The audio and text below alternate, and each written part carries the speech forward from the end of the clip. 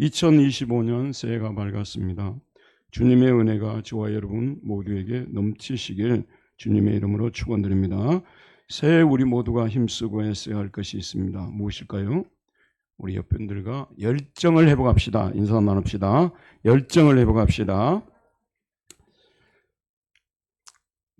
원래 목사가 교회에서 이렇게 표를 정하고 그러면요, 자기 찔린 부분이 많습니다. 제가 어느 순간부터 의무적으로 목회를 하고 있지 않느냐 하는 생각이 들어서 올 한 해 동안은 더 열심히 이렇게 하나님을 섬겨야 되겠다, 그런 생각을 해서 열정을 회복하는 교회라고 표를 정했습니다. 여러분, 열정이라는 단어의 뜻이 무엇일까요? 다들 잘 아시겠지만 좀 더 자세히 살펴보겠습니다. 국어사전을 찾아보면 열정은 어떤 일에 열렬한 애정을 가지고 열중하는 마음, 어떤 일에 열렬한 애정을 가지고 열중하는 마음이라고 되어 있습니다. 화초를 키우는데 적용을 시켜보면 누구는 화초를 키우는 일에 열렬한 애정을 가지고 마음을 다해 열중하고 있다라고 말할 수 있습니다.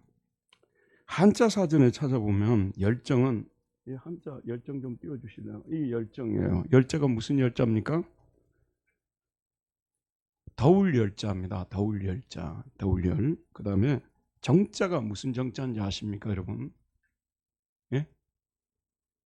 정자가 뜻 정자입니다. 놀랍죠? 뜻 정자인데 이쪽이 이제 마음심 변이고 저게 주인 주자 아니에요? 그 다음에 이게 이제 그 밑에가 잘 모르겠는데 어쨌든 마음이 여기에 담겨 있어야 된다는 것이 들어가 있는데, 자, 여러분, 열정이 있으려면 먼저 열이 있어야 한다는 거죠. 뜨거워서 열이 날 정도가 돼야 된다는 것입니다. 두 번째로는 이게 매우 중요합니다. 뜻. 열은 있는데 뜻이 없으면 열정이 아닙니다. 열은 있는데 뭐가 있어야 된다는 거예요?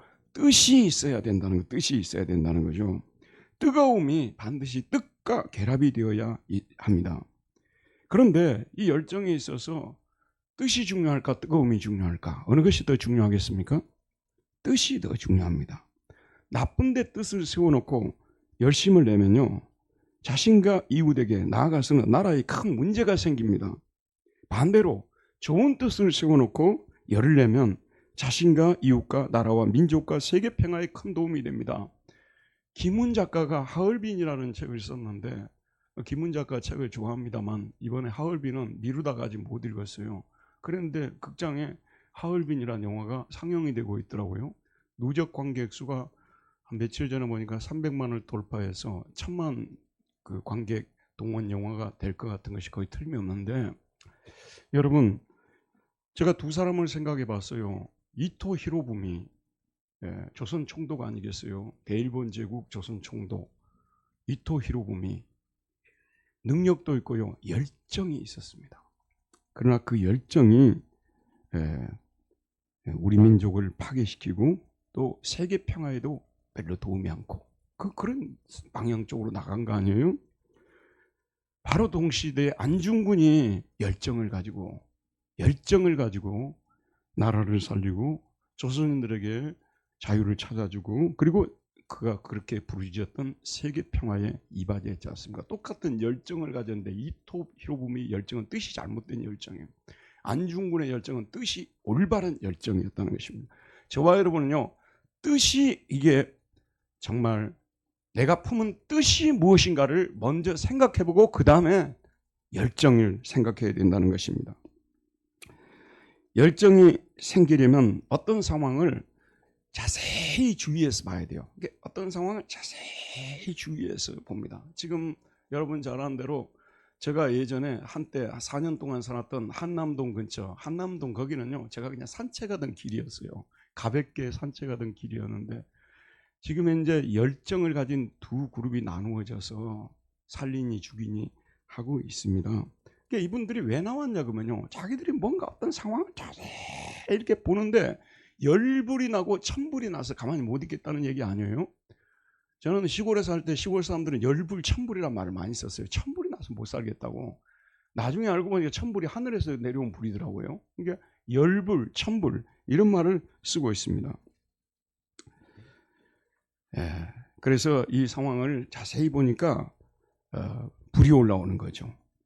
여러분, 저와 여러분도요, 하나님의 뜻만 생각하면 속에서 열이 올라올 정도가 되어야 되는 것입니다. 그러므로 우리 그리스도인의 마음에 열정이 일어나려면 먼저 마음에 하나님의 뜻을 품어야 합니다. 하나님께서 원하시는 뜻을 품으면 뜨거운 열이 올라오게 되어 있습니다. 하나님의 뜻을 이루기 위해서라면 내 몸까지도 불태우겠다는 각오가 생기는 것입니다. 여러분, 밖에서 기름을 얻을 수 없으면 내 속에 있는 기름을 짜내어 가지고라도 그 기름을, 그 열정을 가지지 못한 사람들에게 부어주고 싶은 마음이 생기는 거예요. 예전에 우리 부모님들이 그랬습니다. 근데 저는 어쩌다 보니까 독일어를 하게 됐잖아요. 이 독일어 단어는 열정이 무슨 뜻인지 아직 한문하고 완전히 달라요. 라이덴샤프트라고 되어 있어요. 이 라이덴은, 이 샤프트는 그냥 명사 만드는 거고요. 라이덴이 뭐냐면 고난이란 뜻이에요. 라이덴은 고난인데 이 어떻게 열정으로 번역을 했는지. 어쨌든 독일어는 열정을 라이덴샤프트랍니다. 열정이라는 것은요, 내 몸을 혹독하게 괴롭혀서 내 안에 있는 기름까지 짜내가지고 뜻을 이루려고 하는 것, 이게 열정이라는 것입니다.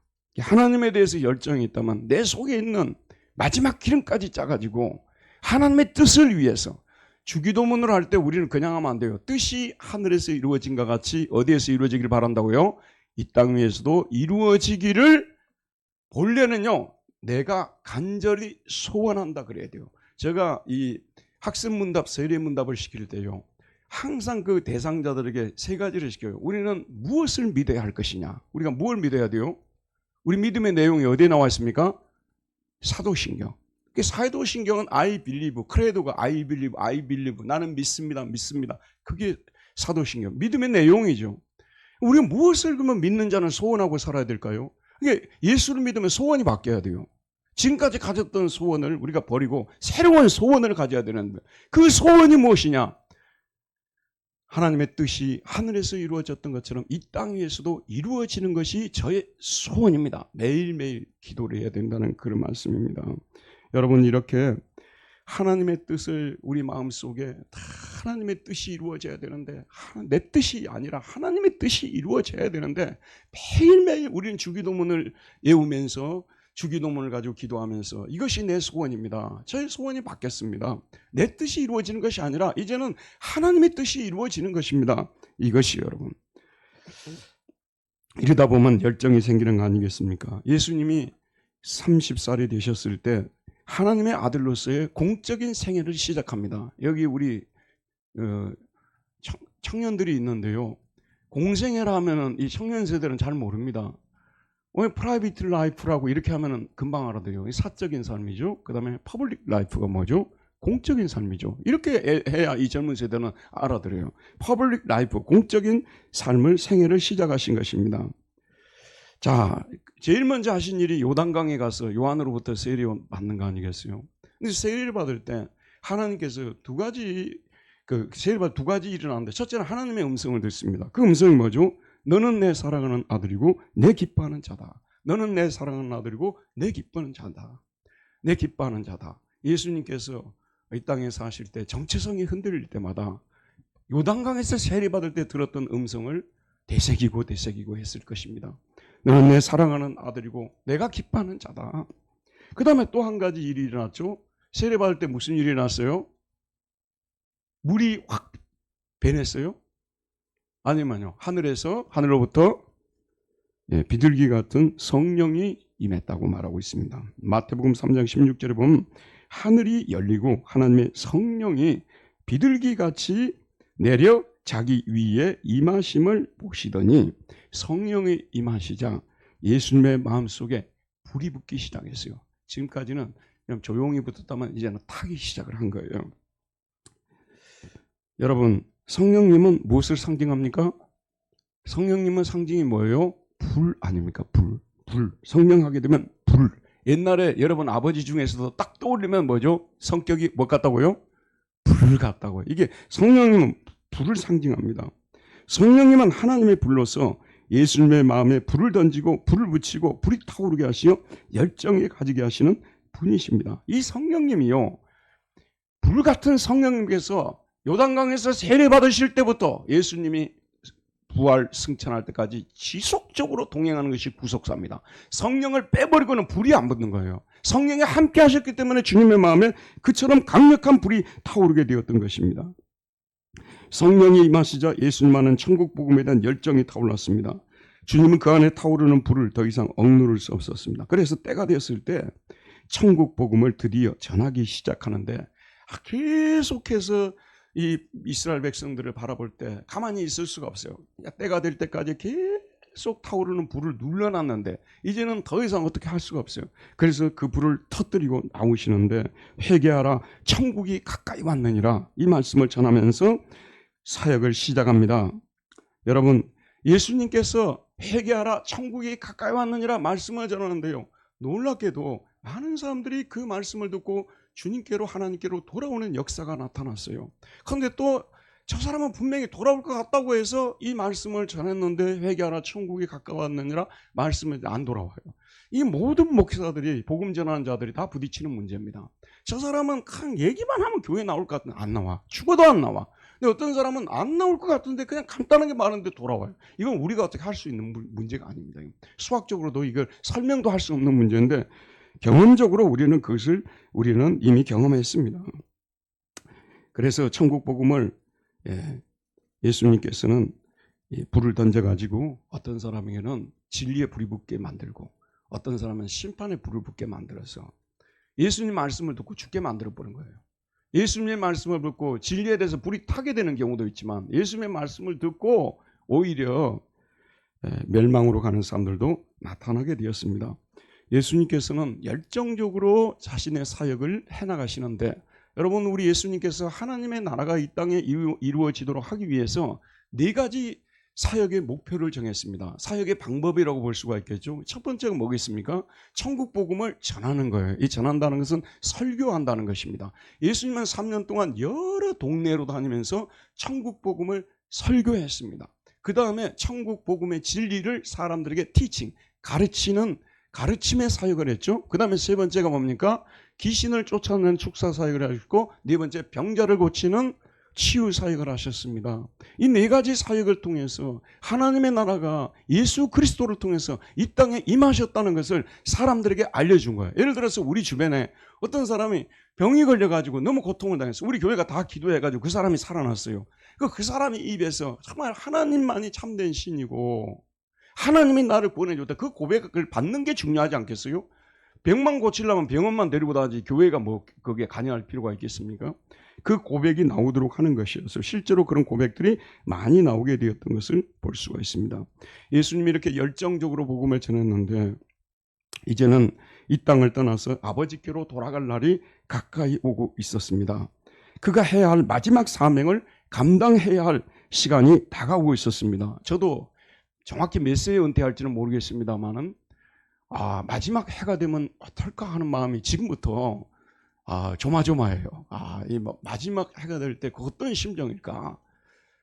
정말 우리 교인들에게 정말로 필요한 어떤 그런 것을 마지막으로 해주고 가야 되겠다는 생각을 갖지 않을까 그런 생각을 하게 돼요. 예수님이 마찬가지입니다. 이제 떠나실 날 마지막으로 그들에게 마지막 선물을 남겨주고 가시고 싶은 것입니다. 바로 그런 맥락에서 오늘 12장이 나오고 있습니다. 근데 12장 1절에서 12절은요, 자신이 십자가에 못 박힌 후에 제자들에게 일어날 일들을 미리 알려주고 있습니다. 그 다음에 13절에서 21절까지 보게 되면 한 사람이 예수님에게 질문하는 내용이 나오는데요. 그게 뭐냐면 예수님께서 다 생략하고 한 영혼을 구하는 것이 재물을 쌓는 것보다 더 중요하다. 재물을 쌓는 것보다 더 중요하다. 저나 여러분이나 항상 잊지 말아야 될 것이 재물이 필요하지만 이건 끝까지 우리가 가져갈 것이 아니라는 거예요. 더 중요한 것이 우리 영혼이라는 거. 이걸 우리가 잊지 말아야 됩니다. 그 다음에 제자들에 대해서 예수님이 걱정을 많이 하십니다. 제자들은 걱정이 태산 같아요. 이제 예수님이 떠나시면 뭘 먹고 사느냐. 예수님께서 그 유명한 공중에 나는 새를 보라, 들의 백합화를 보라, 먹이고 입히시지 않느냐. 하나님 아버지께서 너희도 그렇게 먹이고 입힐 테니까 걱정하지 말아라, 그렇게 말씀하시고, 마지막 때게 되면 우리가 지쳐가지고 잠이 드니까요, 잠이 들지 않게 깨어있으라고 말씀하고 계시고, 그 다음에 주님이 오시기를 기다리면서 자기에게 주어진 일을 충실하게 하라고 말씀하고 있습니다. 이런 말씀을 들은 예수님께서 떠나신 후에 일어난 일들에 대하여 미리 알려주는 말씀드립니다. 예수님께서는 제자들에게 그들이 예수님과 함께 있을 동안에 겪어보았던 모든 시련들보다 훨씬 더 어려운 일들이 그가 떠난 후에 그들에게 임할 것을 미리 알려주십니다. 그 종말의 때를 제자들이 어떻게 지혜롭게 극복하고 나갈지에 대해서 알려주십니다. 이런 맥락에서 예수님은 제자들에게 말씀합니다. 자, 우리 49절 50절 큰 소리로 한번 읽도록 하겠습니다. 49절과 50절입니다. 시작. 내가 불을 땅에 던지러 왔노니 이 불이 이미 붙었으면 내가 무엇을 원하리요? 나는 받을 세례가 있으니 그것이 이루어지기까지 나의 답답함이 어떠하겠느냐. 주님께서 세상에 불을 던지러 왔다. 던진다는 말로인데 불을 던지러 왔다고 하는데, 근데 이 불이라는 단어가요, 참 신기하더라고요. 여러분, 언어를 공부해 보면 신기할 때가 많아요. 우리가 보통 하나님을 우리 아버지, 아빠라고 하잖아요. 아빠라고 하는데, 이게 우리 한국에서 이제 아버지를 아빠라고 하는데, 예수님이 사용하던 언어가 아람어거든요. 정확히 아람어예요. 저는 시리아 사람들이 나와가지고 아람어로 하나님을 찬양을 걸 직접 들어봤거든요. 근데 뭐라고 설명도 못 하겠어요. 어쨌든 뭐 신비한 언어라고 생각하고 있죠. 그 아빠가 아버지 아닙니까? 우리말하고 똑같아요. 그런데 시랍어로 이 불이 뭐냐, 푸르입니다. 풀. 이게 풀이라고도 뭐냐고 푸르라고도 하고 풀 이렇게 되잖아요. 참 이 언어 간에 이게 이상하게 연결점이 있어요. 여러분, 영어로 불을 뭐라고 하죠? 불을 영어로 뭐라고 합니까? 파이어라고 하잖아. 파이어, 불이라고 합니다. 독일어는 포이어라고 합니다. 포이어. 이 비슷비슷해요. 불어도 보니까 표이라고 돼 있더라고요. 이게 다 거의 비슷비슷해요. 그리고 이 불이 이미 붙었으면 내가 뭘 원하겠느냐라고 말합니다. 사실 여러분, 주님이 공생애 동안 3년 동안 열심히 사역하셨어요. 사람들에게 진리의 불을 계속 던졌습니다. 그 불만 딱 붙으면 돼요. 제가 여기서 지금 사역을 1년에 주일 설교를 52번 하잖아요. 52주니까. 아무리 불을 많이 던져도요, 이게 속에 들어서 안 붙는 분들이 계세요. 이게 예수님이 이제 떠날 때가 됐으니까, 곧 떠나시니까 한 영혼이라도 더 불이 붙었으면 좋겠다. 아니, 목사가 바라는 것이 뭐겠어요, 여러분? 목사가 바라는 것이 뭐겠습니까? 뭐 교회라도 크면 교회를 통해서 뭔가 많은 것을 바라겠지만, 우리 교회 같이 작은 교회에서는 바랄 것도 없어요, 여러분. 바라는 것이 뭐겠습니까? 나가면서 바라는 것이 뭐겠습니까? 한 사람 속에라도, 한 영혼 속에라도 진리의 불이 이제라도 붙었으면 좋겠어요. 본래 그리스도인은요, 이 성경을 손에 놓지 않게 돼 있어요. 본래 그리스도인들은. 여러분은 본래 그리스도인들이 아닌 사람들이 많아요. 본래 그리스도인들은 성경을 손에서 안 놓게 돼 있어요. 근데 놓고도 나는 그리스도인이라고 자연스럽게 살아가는 분들이 많아서 안타까워요, 여러분. 내 안에 불이 붙기 시작하는데 진리의 말씀을 우리가 손에 놓을 수가 없게 되어 있어요. 그리고 항상 그 말씀을 떠올리게 되어 있습니다. 진리의 말씀과 늘 함께 사는 거예요. 진리와 동거하는 겁니다, 여러분. 하루라도 그러지 않은 적이 없어요. 불이 붙었는데, 내가 불이 붙었는데 어떻게 이게 안 보이겠어요, 여러분. 불이 붙었는데. 그런데 이렇게 52주 수십 년을 던져도 안 붙는 분들이 계세요. 그래서 저는 붙는다는 희망을 가지고 던지고 있는데, 주님의 심정이 지금 떠날 때가 됐는데도 이 불이 안 붙어요. 여러분, 불만 붙으면요, 우리 안에는 죄가 태워집니다. 그래서 불만 붙으면요, 내 안이 밝아집니다. 내 속이 밝아지면요, 여러분, 속일 수가 없어요. 내 속이 밝아지면 밖으로 빛이 나오게 돼 있어요. 제가 거짓말합니까, 여러분? 속이 이 불이부터 밝아졌는데 어떻게 밖으로 빛이 안 나와요, 여러분? 빛이 나가면 옆에 사람 기분이 좋습니다. 그 빛은 생명의 역할을 하는, 사람들을 살려요. 그 요한복음 1장에 나오는 말씀 아니겠습니까? 근데 이 불을 받아야 되는데 아직도 이 불을 받지 못하고 어둠 가운데서 살아가는 분들 볼 때 참 안타깝다는 것입니다. 그래서 예수님이 지금 아주 힘들어 하시는 그런, 그래서 예수님이 이제 마지막으로 그들의 마음속에 불을 붙이기 위해서 자신의 몸을 불태워서 심지어는 자신 속에 있는 기름을 짜내 가지고라도 그들 속에 불을 붙여주고 싶어서 예수님이 마지막 사역을 하시는데, 그게 바로 뭐냐면 십자가에 자신이 못 박히는 사역입니다. 그래서 50절에 나온 거예요. 나는 받을 세례가 있으니 그것이 이루어지기까지 나의 답답함이 어떠하겠느냐. 세례는 두 종류입니다. 우리 죄를 씻는 세례가 있어요. 그게 무슨 세례라고 하죠? 우리 죄를 씻는 세례가 있어요. 무슨 세례예요? 물 세례라고 하지 않습니까? 그 세례는 요단강에서 받았어요. 그 다음에 우리 죄를 용서받게 하는 세례가 있어요. 그 세례는 지금 십자가에서 예수님이 받아야 되는 거예요. 모든 죄를 다 뒤집어 써야 되는 거예요. 우리의 모든 죄를 다 뒤집어 쓰고 십자가에 못 박혀 돌아가시는 이 세례를 받으셔야 되는데, 그걸 앞두고 참 예수님의 마음이 답답한 것입니다, 여러분.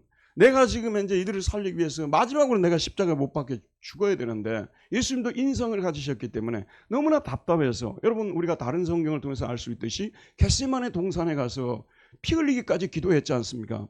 땀방울이 핏방울이 되도록 기도하셨죠. 그게 뭐예요?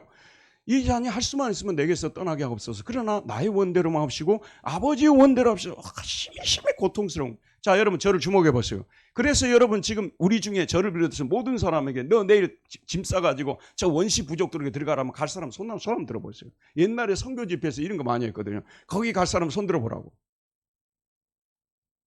왜 안 들어요? 그러고 보니까 저만 들어고 있네요. 제가 가야 되나요? 보통 일이 아닙니다, 여러분. 십자가를 그 나무에다가 매달아 놓으면요, 한 3일 동안 고통을 당하다가 죽는다 그러잖아요. 생각하니까 너무 고통스러운 거예요. 그래서 참 내가 이렇게까지 십자가를 지는데 이 주변에 있는 사람들을 보니까 참 아직도 불이 안 붙어 있어요. 가슴속에 불이 붙어 있다고 거짓말을 하고 있는 거예요. 실제는 안 붙어 있는데, 안 붙어 있다고 말하는 분들은 다 붙을 가능성이 많아. 근데 안 붙었는데 붙어 있다고 말하면 진짜 할 말이 없어요. 할 말이 없어요. 지금 이제 이런 분들을 볼 때 예수님이 얼마나 답답한. 그래서 나의 답답함이 어떠하겠느냐. 이 답답하다는 순 에코마인데, 이거 뭐냐면요, 사형을 앞둔 사람이 날짜를 받아놓고 지금 내일 모레 사형을 받을 거예요. 그때 그 답답함을 말아. 하드 프레스라고 했어요. 심하게 자기를 누르는 거예요, 지금. 너무너무 고통스러워가지고. 저는 참 우리 그 교인들 중에서 좀 이렇게 중병에 걸리신 분들이 있으면 참 간절히 기도해야 돼요. 정말 간절히 기도해야 돼요. 우리는 항상 병문안을 갔다 올 때라든지 이런 일을 대하면요, 진짜 불쌍하신 분들이, 몸이 아픈 분들이다, 병든 분들이다, 그런 얘기 참 많이 합니다. 그 자기 자신이 이 병이 이제 암이 4기가 돼가지고 말기가 돼서 얼마나 있으면 죽을까 생각할 때 하루하루 어떻게 보낼까요? 저는 사실 이걸 그냥 간접적으로만 이야기할 수 있어요. 직접적으로 그런 상황에 들어가 보지 않았기 때문에 굉장합니다. 우리 그 친척 중에서 이번에 여기가 이상하게 생겨가지고 좀 이렇게 티가 난 것 같아가지고 처음에는 그냥 별것이 아니라고 생각했다가 이제 병원에 가서 검사를 받아보니까 이게 아무것도 아닌 게 아니라고, 상당히 어렵다고 하니까 우리 집사람이 전화를 하니까 지금 아직 결과적으로 다 밝혀진 것도 아닌데 막 울고 막 통곡을 하고, 한 번도 그런 모습을 보여주지 않았는데, 여러분 고난이라는 것은 쉬운 게 아니라니까요. 그래서 우리들이 주님의 뜻이 뭔지를 알면서도 안 가는 거예요. 원시 부족에게 너 나머지 인생을 끄게 살아라, 갈 사람 거의 없어요. 왜냐하면 그게 너무 고통스러운 일이라는 걸 알기 때문에. 그래, 고난을 쉽게 말하면 안 돼요. 고난을 하나님 힘 주셔야 그걸 감당하는 거지, 인간의 힘으로 감당을 못하는 거예요. 심지어는 예수님까지도 이렇게 힘드셨는데 우리 같은 사람은 얼마나 힘이 들겠습니까? 답답해서 가슴이 터질 것 같은 그런 상황입니다. 그래서 예수님이 오늘 말씀을 통해서 나는 받을 세례가 있으니 그것이 이루어지기까지 내 답답함이 얼마나 어떻겠느냐라고 말하고 있습니다.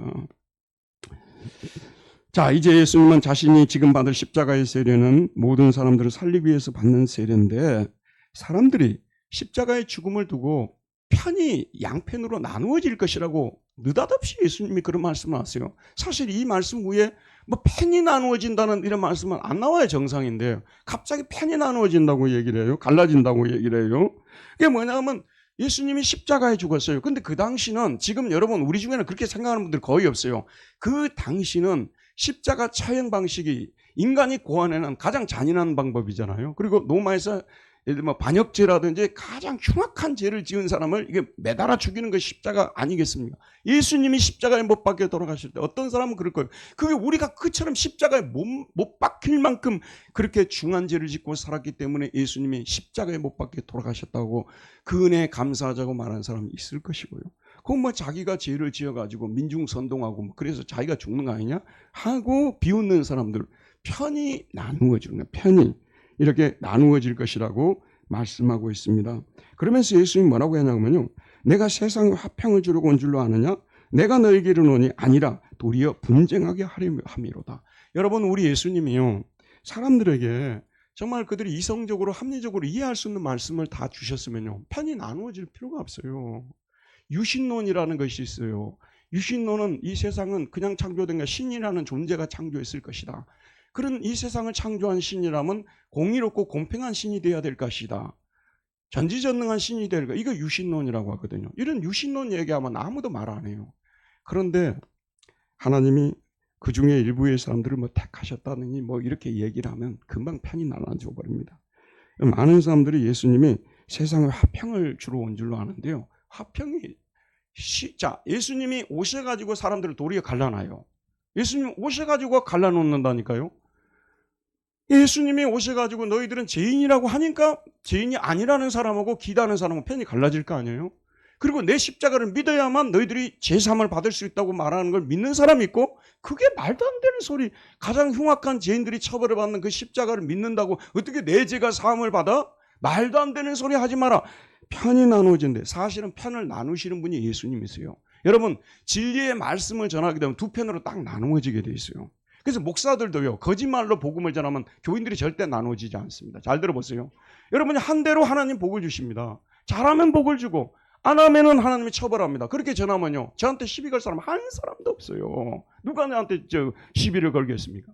그런데 하나님이 일부의 사람들 편을 든다는 이 말씀을 전한다든지 그 다음에 이 십자가를 믿어야만 구원을 받는다는 이런 말씀을 전한다든지 그러면 사람들이 편이 나누어지는 거예요. 그래서 기독교 역사는요. 예수님 당대 때부터 이미 유대인과 유대인들이 편이 나누어지고요. 그 다음에 유대인과 헬라인이 편이 나누어지고 19세기 이후로는요.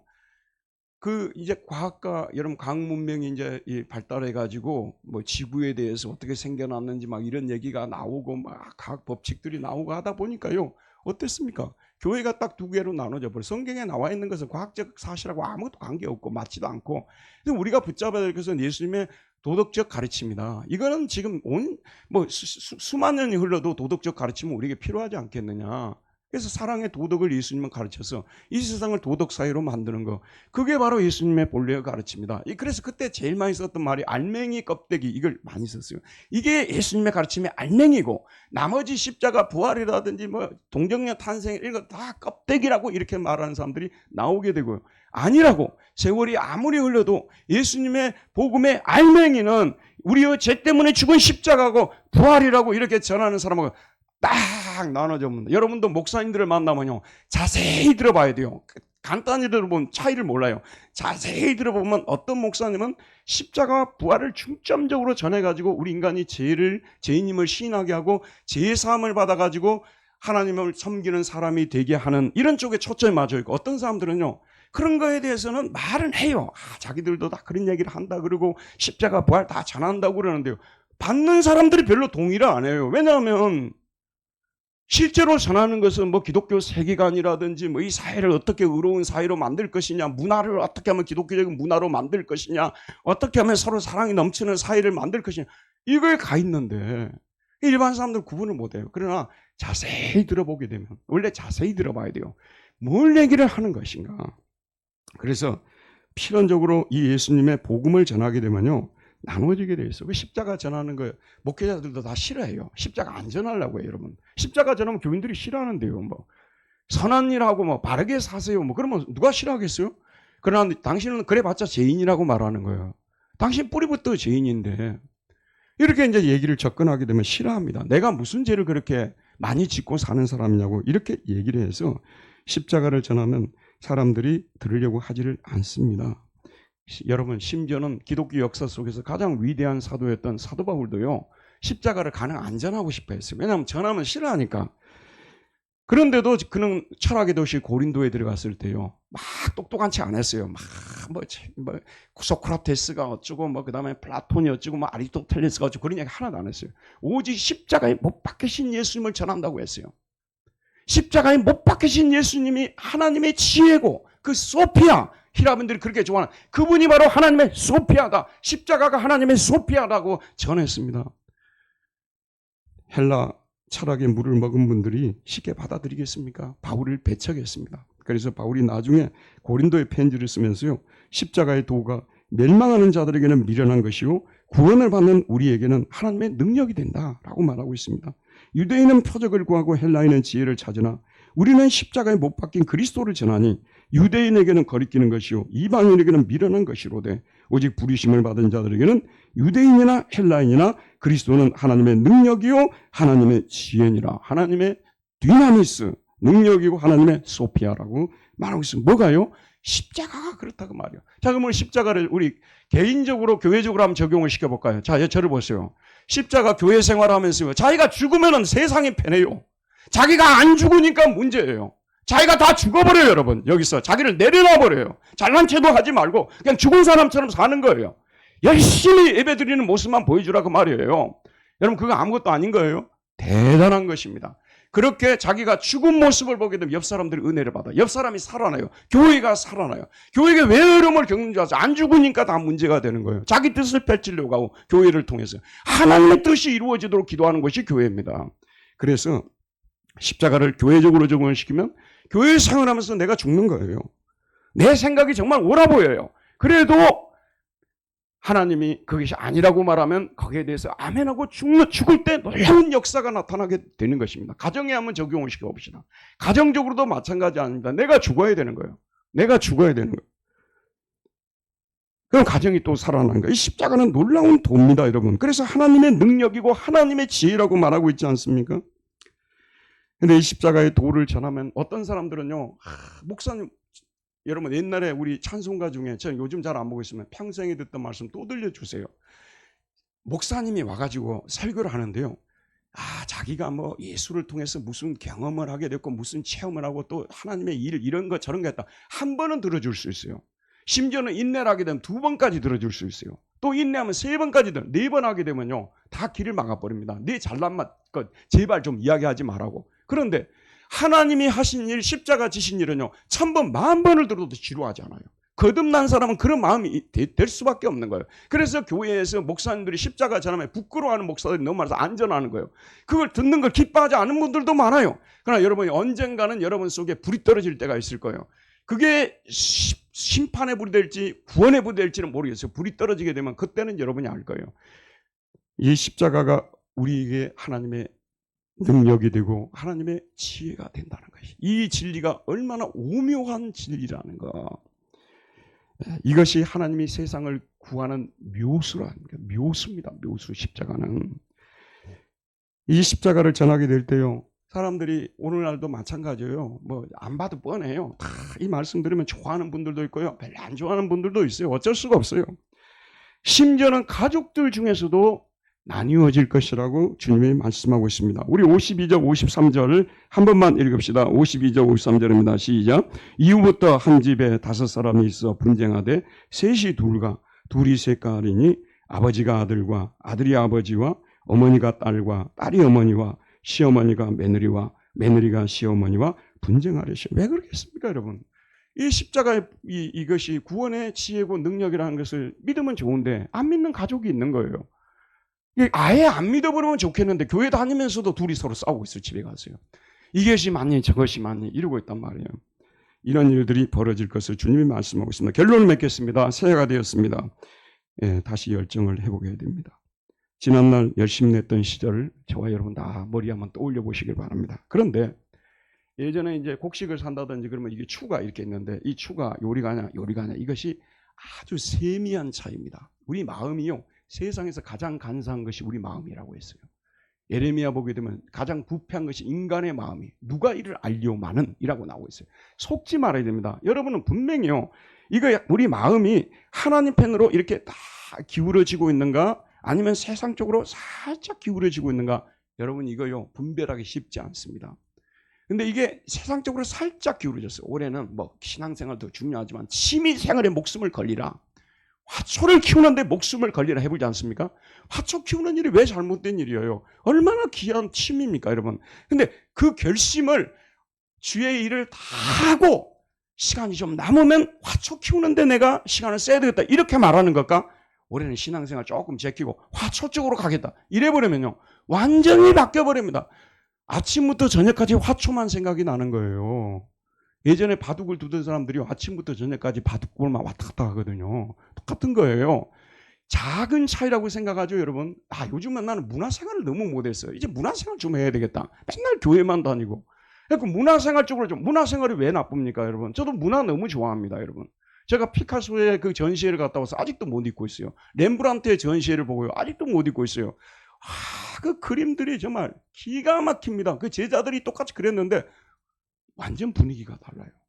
전 지금도 그런 그림들이 있으면 가서 보고 싶어요. 근데 우리가 주의 일을 다 하고 시간이 있으면 시간을 좀 내서 어쩌다가 한번 이렇게 돼야 되는데 이걸 올인을 해버리는 거예요, 이게.